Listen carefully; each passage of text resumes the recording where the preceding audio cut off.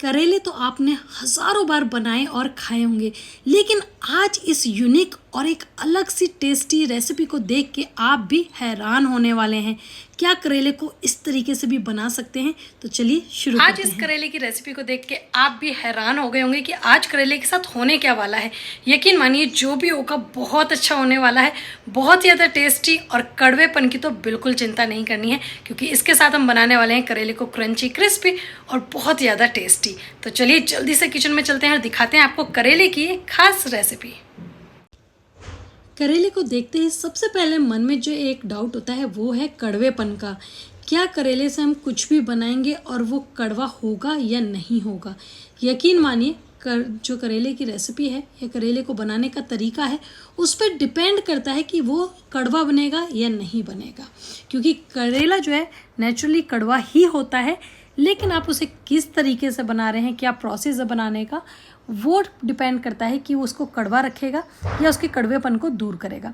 तो आज की करेले की रेसिपी के लिए हमने यहाँ पे करेले लिए हैं, और जो करेले हैं वो थोड़े लंबे साइज़ में लीजिएगा और थोड़े से मोटे। तो यहाँ पे जो है लंबे साइज़ होने से फ़ायदा ये है कि करेले को आपको हैंडल करने में, पकड़ने में, उठाने में बहुत आसानी रहती है, और छोटे वाले करेलों के साथ ये इतनी आसानी से अच्छे से नहीं बन पाता। इसलिए आप कोशिश कीजिए जो लंबे करेले होते हैं उनको ही बनाइए, क्योंकि अब करेले भी बहुत अलग अलग तरीके से आपको मार्केट में दिख ही जाएंगे शेप्स में। बहुत छोटे छोटे भी होते हैं भरमा वाले, बहुत मोटे मोटे भी होते हैं, और काफ़ी लंबे साइज़ में भी होते हैं। तो इस रेसिपी के लिए लंबे वाले बेस्ट हैं। यहाँ पे हम क्या कर रहे हैं कि हम जो करेले हैं उन्हें छील नहीं रहे, उन्हें ऊपर से हल्का सा खुरच रहे हैं। खुरच रहे हैं मतलब उन्हें चक्कू से हल्का हल्का हम दरदरा सा बस उतार रहे हैं छिलका, ज़्यादा मोटा नहीं, बहुत हल्का हल्का, जिससे कि हम कुछ भी चीज़ इसके ऊपर लगाएंगे ना तो वो इस पर अच्छे से चिपक जाए। लेकिन हाँ, ध्यान रखिएगा, करेले को आपको सारा प्रोसेस करने से पहले ही अच्छे से धोना है, वॉश करना है, बिल्कुल क्लीन करना है, और अच्छे से पोंछ के कपड़े को सुखाना है। उसके बाद ही हम आगे प्रोसेस बनाना शुरू करते हैं। तो सबसे पहले इस तरीके से आप जो है सारे करेलों को हल्का हल्का सा इन्हें छील सकते हैं, जिससे कि इसके ऊपर की जो परत है ना वो थोड़ी सी छिल जाए, और इस पर हम जो भी कुछ लगाएं वो इस पर ईजिली चिपक जाए। नहीं तो जो करेला होता है ऊपर से चिकना होता है कवर पे, तो अगर आप नहीं छिलेंगे तो उस पर कुछ भी नहीं लगेगा। देखिए बहुत हल्का सा ही मैंने 4 करेलों पे से बहुत हल्का सा ही छिलका निकला है, क्योंकि हमने छीला नहीं है, हमने सिर्फ हमें इसको जो है खुरचा है। अब इसके बाद हमें करना क्या है कि हम यहाँ पे जो करेला है ना यहाँ रख लेते हैं नीचे सरफेस पे, और उसकी कटिंग करते हैं। जो कटिंग है वो इस रेसिपी के लिए बहुत मेन है, तो काटना किस तरीके से है आप वो ध्यान रखिए। ये जो स्टिक है ऊपर की, ये बिल्कुल भी हमें कट नहीं करनी, ये बहुत इंपॉर्टेंट है, जोड़ के ही रखनी है। तो हमें करेले को ऊपर से नहीं काटना है, करेले को ऊपर से कम 1 इंच नीचे से आप इसको कट कीजिएगा। जो पतली पार्ट है ना ऊपर का डंठल के बाद, उसे भी नहीं काटना है, उससे भी नीचे से शुरू कीजिए इस तरीके से। साइड में आपको पहले कट करना है एक, फिर आपको उसके बराबर से ही दूसरा कट मारना है। बिल्कुल आरम पार कट है ये, ऐसा नहीं है कि हमने सिर्फ ऊपर से निशान लगाया, नहीं, बिल्कुल आरम पार कट करना है। तो 2, इसके बाद यहाँ पे हम करने वाले हैं इसमें 3। वो करेले के साइज़ के ऊपर डिपेंड करता है कितना मोटा करेला है, तो उसमें आप कितनी लेयर्स कट कर सकते हैं। यहाँ पे अब मैं कट कर रही हूँ 4, जिसमें 4 बार अब तक हमने यहाँ पे कटिंग कर दी है इस तरीके से। और इसके बाद अगर आपको लगेगा तो एक और, नहीं तो नहीं। इस तरीके से देखिए ऊपर से जुड़ा हुआ है करेला, और बस जो नीचे से इस तरीके से हमने इतनी मोटी जो है, देखिए इस तरीके से हमने इसमें कटिंग कर दी है, लेयर्स निकाल दिए अलग अलग। अब जो करेले होते हैं उनमें बीज भी होते हैं, और ज़्यादातर बीज पके हुए ही होते हैं करेले के अंदर। अब कच्चे तो मुझे तो बहुत कम ऐसे करेले मिलते हैं कि मैं बनाने जाऊँ और कच्चे बीज हों उसके अंदर। ज़्यादातर करेले जो है ना पके हुए बीजों के साथ ही आते हैं, तो उन्हें निकालना पड़ता है, क्योंकि वो जो बीज हैं वो आपका सारा टेस्ट ख़राब कर देते हैं। क्योंकि करेला गल जाता है लेकिन बीज नहीं गलता है, और फिर वो मुंह में आता है तो सारा टेस्ट जो खाने का ख़राब हो जाता है, इसलिए उन्हें रिमूव करना ही बेस्ट ऑप्शन है। तो यहाँ पे जितने भी करेले के बीज हैं बहुत आसानी से आप चाहे चक्कू से चाहे हाथ से बहुत आसानी से उन्हें रिमूव कर देंगे, बहुत ईजिली वो निकल जाते हैं, क्योंकि अब कटिंग हो गई है। कटिंग होने के बाद जो बीज हैं वो भी और आधे आधे छोटे छोटे पीसेस में कट हो गए हैं, तो वो और भी आसानी से निकल जाएंगे। तो जितने भी बीज हैं पके हुए मोटे मोटे, वो आपको सारे इसके अंदर से निकालना है। करेला जो है आप इस तरीके से कट करने के बाद आप करेले के ऊपर थोड़ा सा नमक डाल दीजिए, और उसको छोड़ सकते हैं आधे घंटे के लिए।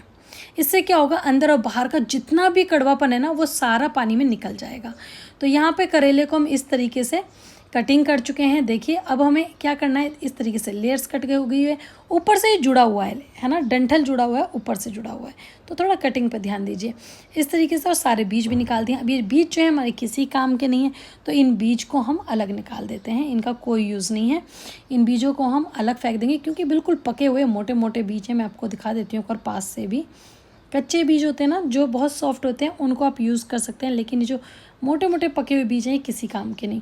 अब यहाँ पे हम क्या करेंगे, इन्हें वापस से इकट्ठा करेंगे सभी लेयर्स को इस तरीके से, एक के ऊपर एक बैग, जैसे नॉर्मल करेला था उस तरीके से वापस आपको रखना है। अच्छे से इसे पकड़ना है, थोड़ा ऊपर से थोड़ा नीचे से, और बीचों बीच आपको एक कट मारना है। अब दोनों में से आप कोई भी तरीका अपना सकते हैं। आप चाहें तो इससे पहले जो हमने कटिंग कर रखी थी उस तरीके से भी कर सकते हैं, और चाहें तो अब जो हमने कटिंग करी है इस तरीके से भी। तो एक कट मार दिया तो इससे होगा क्या, जो लेयर्स थे ना, जो करेले के पीसेस थे वो और भी बारीक हो गए हैं और काफ़ी सारे हो गए हैं। तो बारीक और भी ज़्यादा अच्छा है क्योंकि जब हम इन्हें पकाएंगे तो पकाने में बहुत आसानी से पक जाएंगे। तो यहाँ पे इस तरीके से हमने एक कट बीच में और मार दिया है। तो ये हमारी फाइनल कटिंग है करेले की। करेला किस तरीके से काटना है ये देख लीजिए अच्छे से। तो ये कटिंग हो चुकी है करेले की। अब बस मैं इसके ऊपर नमक डालूंगी और एक प्लेट पे छोड़ दूंगी। लगभग इतने में बाकी का काम करूंगी इतनी देर के लिए, जिससे कि नमक की वजह से इसका सारा कड़वापन निकल जाए। तो इसी तरीके से हमें बाकी जो दूसरे करेले हैं उनको भी कटिंग करनी है सेम इसी तरीके से। बस आप ऊपर का जोड़ के रखिए और नीचे की साइड से हमें इस तरीके से कट करते जाना है अच्छे से पकड़ के। तो चलिए, नमक डालना बहुत ज़रूरी है क्योंकि नमक की वजह से ही इसका कड़वापन जाएगा। तो ये कटिंग अच्छे से हो चुकी है, देख लीजिए एक बार फिर से। इस तरीके से हमें करेले को कट करना है। ये ऊपर का पार्ट और डंठल हमें बिल्कुल भी कट नहीं करना है, सिर्फ उससे थोड़ा नीचे से ही हमको कटिंग शुरू करनी है। सारे पीसेस जुड़े हुए हैं, एक भी पीस अलग नहीं है या टूटा हुआ नहीं है, सब इस तरीके से जुड़े रहते हैं। और बस अब इसको हम रख देते हैं साइड में, और जो नमक डाल के और बाकी का काम जो हमें करना है आगे वो प्रोसेस शुरू करते हैं। यहाँ पे मैंने एक बाउल लिया है, बाउल को आपको अच्छे से क्लीन करना है। और बाउल के अंदर अब हम क्या लेने वाले हैं, ये है हमारा अरारोट, जो कि हमने लगभग जो है 3 से 4 चम्मच के करीब मैंने यहाँ पे लिया है। तो यहाँ अरारोट को हम इसमें डाल देंगे। आप कॉर्नफ्लावर भी इसके अंदर ऐड कर सकते हैं। और इसके बाद हम यहाँ पे लेने वाले हैं गेहूं का आटा। लगभग मैंने यहाँ पे 3 चम्मच के करीब इसमें गेहूं का आटा ऐड किया है। तो आप इसकी जगह मैदा भी यूज़ कर सकते हैं, लेकिन मुझे गेहूं का आटा ज़्यादा बेस्ट लगता है, तो मैंने यहाँ पे गेहूं का आटा ऐड किया है। यहाँ पे हम डाल देंगे इसमें थोड़ा सा नमक स्वाद के अनुसार, थोड़ी सी हल्दी पाउडर 1/4 चम्मच, इसमें डाल देंगे धनिया पाउडर 1 चम्मच, साथ में हम ऐड करेंगे किचन किंग मसाला आधी छोटी चम्मच, इसके साथ डालेंगे 1/4 चम्मच लाल मिर्च या फिर स्वाद के अनुसार आप ऐड कर सकते हैं। और इन सभी सूखे मसालों को हम मिक्स करेंगे। अब इसमें कुछ चीज़ें ऐसी हैं जो कि डालनी बहुत ज़रूरी हैं, जैसे मैं यहाँ पे ऐड कर रही हूँ प्याज का पेस्ट, जो कि इसके फ्लेवर को, इसके टेस्ट को बढ़ाएगा। तो लगभग 2 चम्मच प्याज का पेस्ट। अब करेला है तो उसके कड़वेपन को भी तो दूर करने का इंतज़ाम करना होगा हमें, तो हम यहाँ पे डालेंगे 2 चम्मच भर के मलाई। मलाई जो है ना, किसी भी चीज़ की कड़वापन हो, चाहे करेले का हो चाहे मेथी का हो, अगर आपको कम करना है तो मलाई का यूज़ तो आपको करना पड़ेगा। तो 2 चम्मच इसमें मलाई डाली है, थोड़े से हरा धनिया पत्ते और 1 चम्मच दही। ये चीज़ें हमें डाल के इस पेस्ट को हमें मिक्स करना है। देखिए, करेला कड़वा ही होता है, लेकिन उसके कड़वेपन को हमें दूर करना पड़ता है। और करेले को जो कड़वापन होता है उसको दूर करने के लिए हमें ऐसी ऐसी चीज़ें यूज़ करनी होंगी जिससे कि उसका टेस्ट फ्लेवर आपको बिल्कुल भी जो कड़वापन है वो फील ही नहीं हो। तो इसमें आपको मलाई 2 चम्मच ज़रूर ऐड करनी है, आपको इसमें दही 1 चम्मच ज़रूर ऐड करनी है, और साथ में आपको इसके अंदर जो है थोड़े से मिर्च मसाले अच्छे चटपटे से रखिएगा, जिनका फ्लेवर थोड़ा स्ट्रॉन्ग आए, तभी आपको मज़ा आएगा इसे खाने में। तो देखिए, ये हमारा पेस्ट अभी गाढ़ा है, तो इसमें हम थोड़ा सा और पानी डालेंगे। इसको थोड़ा सा हमें पतला करना है, अच्छे से इसको आप पतला कीजिए। तो देखिए, अभी मैं आपको दिखाती हूँ मिक्स करके, ये इस तरीके से अच्छे से पतला हो गया है। इसमें बहुत अच्छी सी खुशबू आने लगती है इस मिक्सचर में मिक्स होने के बाद। और इस तरीके का भी आपको चम्मच से दिखा देते हैं, अच्छे से मिक्स हो गया। चम्मच से देख लीजिए, इतना पतला हमें ये बैटर रखना है। तो बस यहाँ पे ये तो हमारा डन हो गया। दूसरी तरफ हमारे करेले जो हमने नमक डाल के छोड़े हुए थे वो भी हमारे हो चुके हैं। उन्हें चाहें तो आप हल्के से पानी में उन्हें क्लीन कर सकते हैं। पानी में धोने के बाद, क्योंकि वो जो कड़वापन जो पानी नमक से आया है वो निकल जाएगा। धोने के बाद आपको इस तरीके से इस बैटर के अंदर डिप करने हैं। अच्छे से आपको चम्मच से ये पूरा बैटर जो है इसके ऊपर लगाना है, आगे पीछे ऊपर नीचे सब जगह अच्छे से चम्मच से इसमें घुसाते हुए आपको इसके अंदर लगाना है, जिससे कि अच्छे से इसके अंदर चला जाए। ये प्रोसेस भी बहुत ही आसान है, इसको करेंगे और इस तरीके से आप निकाल लीजिए। चाहें तो इसे एक बार पलट के भी इस तरीके से सेम कर सकते हैं, दूसरी साइड से भी लगा सकते हैं, लेकिन अच्छे से लगने के बाद हम यहाँ पर ले रहे हैं ब्रेड क्रम्ब, जो कि मार्केट में बहुत इजीली मिल जाता है। नहीं तो बहुत आसान है बनाना, मार्केट से क्यों लाना, घर में अगर 2-4 ब्रेड बची हों या फिर ऊपर नीचे के ब्रेड के जो पीसेज हैं टाइट होते हैं वो बचे हों, तो आप उन्हें मिक्सी में डालिए और फट से उन्हें पीस दीजिए। एकदम सूखा पीसेंगे तो इस तरीके से ड्राई जो ये ब्रेड क्रम्ब्स हैं ये बन के तैयार हो जाते हैं। तो आप जल्दी से ब्रेड क्रम्ब्स तैयार कर लीजिए और उसके बाद जो है इसके ऊपर पहले आपको ये कोट लगाना है बैटर का, उसके ऊपर आपको ब्रेड क्रम्ब्स लगाने हैं। इस तरीके से आपको अच्छे से लगाना है, क्योंकि लिक्विड था तो उसके ऊपर ब्रेड क्रम्ब बहुत आसानी से चिपक जाएंगे। फिर आप उसे पलटेंगे और वापस से दूसरी साइड भी आपको इस तरीके से खोलते हुए सभी जगह ब्रेड क्रम्ब्स लगाने हैं, जिससे कि अच्छे से चिपक जाए। क्योंकि जहाँ जहाँ ब्रेड क्रम्ब लगेगा वहीं वहीं अच्छा कलर, टेक्स्चर और आपको क्रिस्पनेस मिलने वाली है। तो यहाँ पे अच्छे से हमने सभी करेले के ऊपर ब्रेड क्रम्ब को अच्छे से लगा दिया है। अब इसी तरीके से हम जो दूसरा हमने करेले तैयार करे हैं उनको भी सेम इसी तरीके से आपको तैयार करना है और इसको हम निकाल देते हैं एक प्लेट के ऊपर।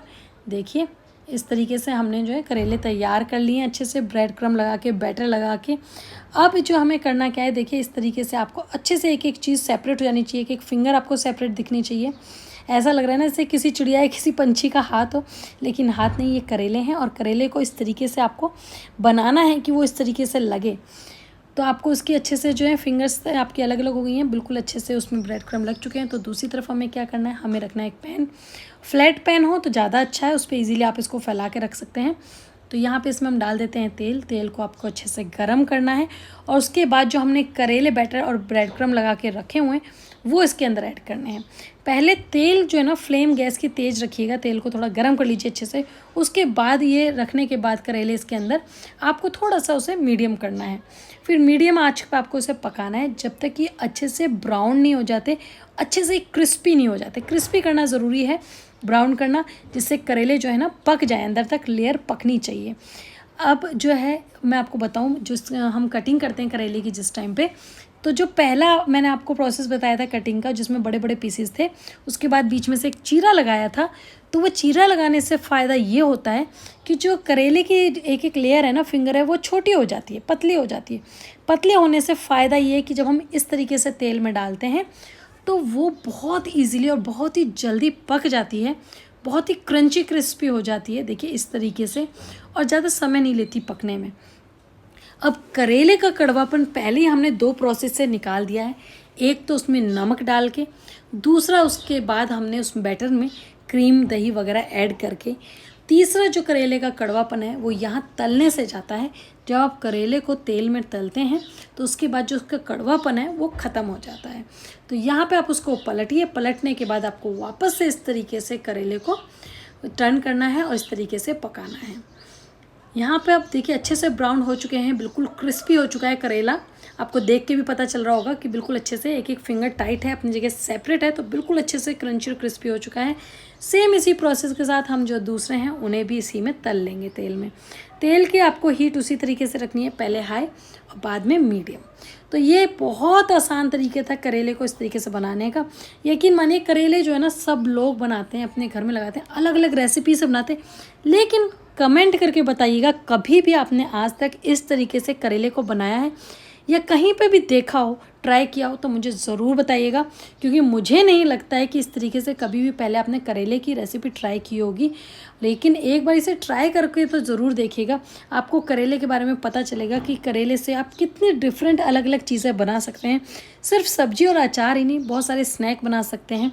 तो यहाँ पे आप इस रेसिपी को स्नैक के तौर पे सर्व कर सकते हैं। चटनी, आप इसे सॉस, दही, किसी के साथ भी आप सर्व कर सकते हैं स्नैक के तौर पे, और यकीन मानिए खाने वालों को बहुत मज़ा आने वाला है। या फिर आप इसे जो है क्रिस्पी करेले की तरह भी खाने के साथ सर्व कर सकते हैं। दाल और नान वगैरह पराठे के साथ आप इसे साइड में रख के सर्व कर सकते हैं। क्रिस्पी करेले की बहुत ही यूनिक और बहुत ही डिफरेंट दिखने वाली ये रेसिपी है, और खाने में तो बहुत ज़्यादा स्वादिष्ट है।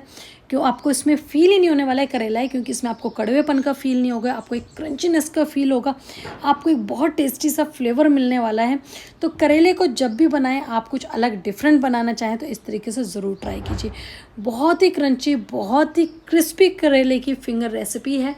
मुझे उम्मीद है आपको ये रेसिपी पसंद आई होगी, कुछ डिफरेंट, कुछ नया सीखने को मिला होगा। अगर आपको कुछ हेल्प मिली है, कुछ नया लगा है, कुछ डिफरेंट मिला है, कुछ अलग मिला है, तो please Reena kitchen point channel को सब्सक्राइब करना नहीं भूलिए। अपने दोस्त फ्रेंड्स के साथ इस रेसिपी को शेयर कीजिए, जिससे कि वो भी इस रेसिपी को एंजॉय कर सकें। और आप इस चैनल को सब्सक्राइब करना नहीं भूलिए, जिससे कि हम नई नई रेसिपीज़ बनाएं, आप तक पहुंचाएं और आप ऐसी ही टेस्टी टेस्टी नई नई रेसिपीज़ को एंजॉय कर सकें। तो चलिए फिर मिलेंगे एक और नई टेस्टी रेसिपी के साथ रीना किचन पॉइंट में। तब तक के लिए बाय बाय।